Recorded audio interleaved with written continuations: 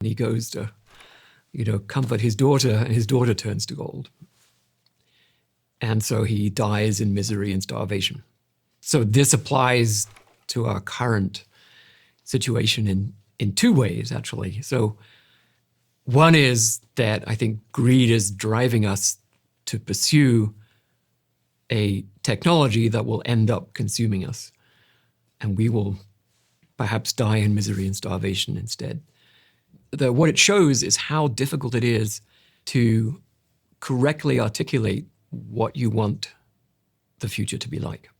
For a long time, the way we built AI systems was we created these algorithms where we could specify the objective, and then the machine would figure out how to achieve the objective and then achieve it. So, we specify what it means to win at chess or to win at Go, and the algorithm figures out how to do it, and it does it really well.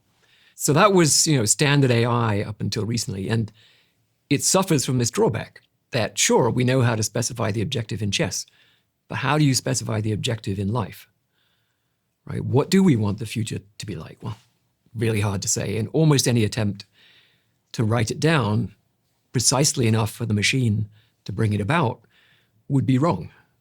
And if you're giving a machine an objective which isn't aligned with what we truly want the future to be like, right? You're actually setting up a chess match, and that match is one that you're going to lose when the machine is sufficiently intelligent. And so that's problem number one. Problem number two is that the kind of technology we're building now, we don't even know what its objectives are. So it's not that we're specifying the objectives, but we're getting them wrong.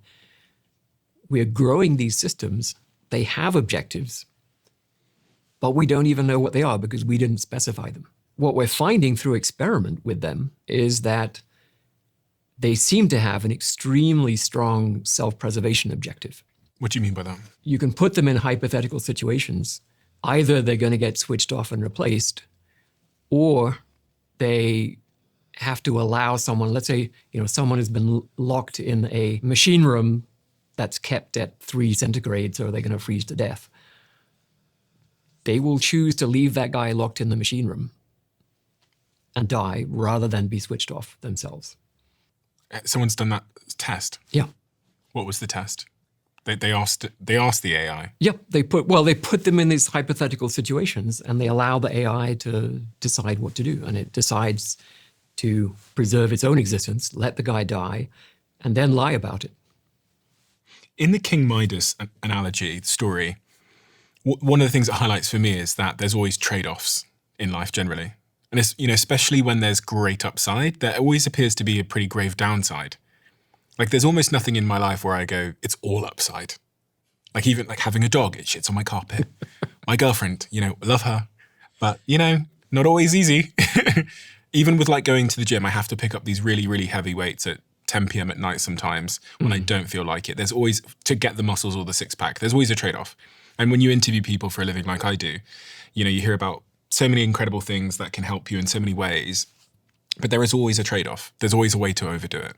Mm-hmm. Melatonin will help you sleep, but you'll wake up groggy, and if you overdo it, your brain might stop making melatonin. Like